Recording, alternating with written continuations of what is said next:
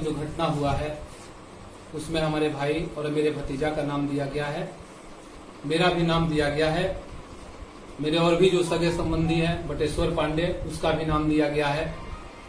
तो मैं यहाँ की प्रशासन से यह पूछना चाहता हूं कि इसके पहले शंभू मिश्रा जी का हत्या हुआ, उसमें आप लोगों ने कितने लोगों का अरेस्ट किए, कितने लोगों को अरेस्ट किए? ठीक है, सतीश पांडे के ऊपर, मुकेश पांडे के ऊपर एलिगेशन लगा, आपको उचित लगा, आपने जाकर के अरेस्ट किया। अगर वो अपराधी होते तो भाग करके जाकर के लुका गए होते।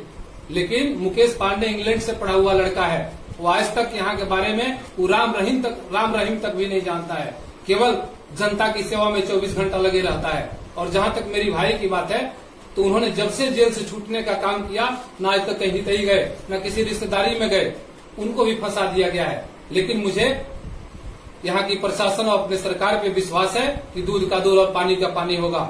इसके पहले शंभू मिश्रा का हत्या, उसमें 6 आदमी का नेम्ड FIR है। अभी तक उसमें कितने लोगों का अरेस्टिंग हुआ?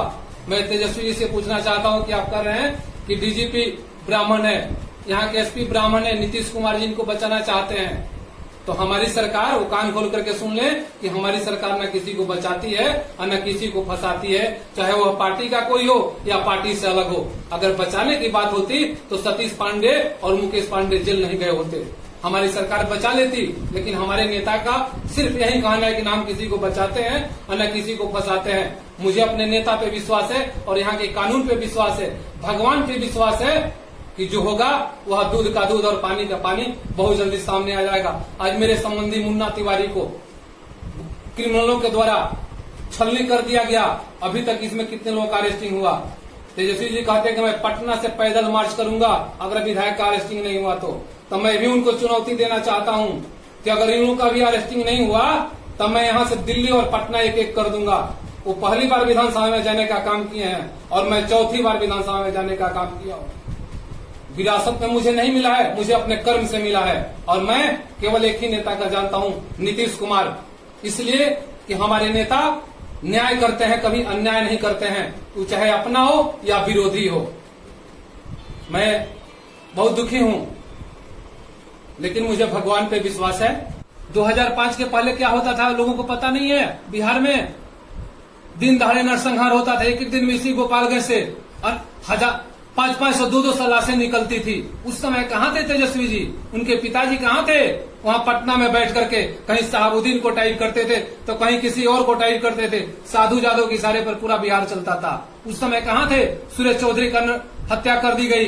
बहुत ऐसे लोग हैं, रोज यहाँ नरसंहार होता था। हमारे सरकार में नरसंहार नहीं होता है, हमारी सरकार में हत्याएं नहीं होती है। अगर जो करता है उसे हमारी सरकार बकसती भी नहीं है। और इसमें अगर हम दोषी पाए जाते हैं तो जेल क्या है, मुझे फांसी पे चढ़ा दो। मुझे भगवान पे विश्वास है, मैं केवल भगवान को जानता हूं और अपने नेता को जानता हूं। लेकिन जो लोग इस घटना में हैं उनकी गिरफ्तारी अगर 2 दिन के अंदर नहीं होती है तो मैं भी आंदोलन करूंगा और मैं भी उनके वहां जिस आवास में रहते हैं उनके दरवाजे पर चल करके वहां हम लोग भी बैठने का काम करेंगे। गिरफ्तार नहीं होते हैं जो भी अपराधी, आज मुन्ना तिवारी हमारे फुफेरे भाई को जिन्होंने हत्या किया है, अगर गिरफ्तार नहीं होते मैं भी रोड पर चलने के लिए तैयार हूं। अगर वो पटना से पैदल आएंगे तो मैं भी यहाँ से पटना चलने के लिए तैयार हूं। और पहले अपने यहाँ देखे ना, वो उनके पिताजी किस केस में फंसे हुए हैं, वो अपने किस केस में फंसे हुए हैं। हम लोग के पास क्या है भाई? हम लोग तो जनता के सेवक हैं, 24 घंटा हम लोग जनता के सेवा में लगे रहते हैं। वो दिखा लें, अपनी भी औकात दिखा लें, जो उनके साथ कितने लोग बैठे हुए हैं और मेरे साथ कितने लोग हैं। अगर हमें वो